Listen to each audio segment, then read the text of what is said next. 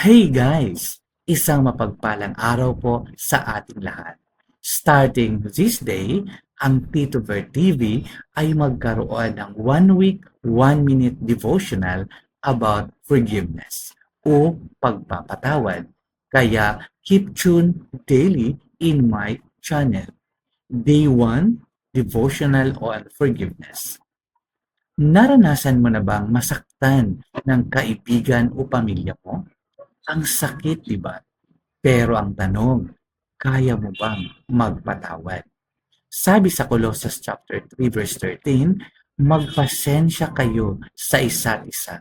Kung may hinanakit kayo kanino man, magpatawad kayo gaya ng pagpapatawad sa inyo ng Panginoon.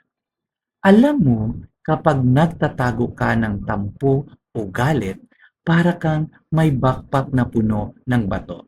Ang bigat.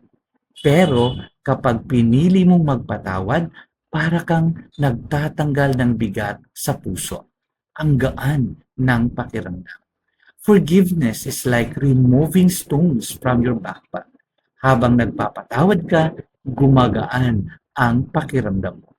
So, next time na may magkamali sa atin, tandaan natin kung si God nga nakakapagpatawad ng paulit-ulit, tayo din kaya natin.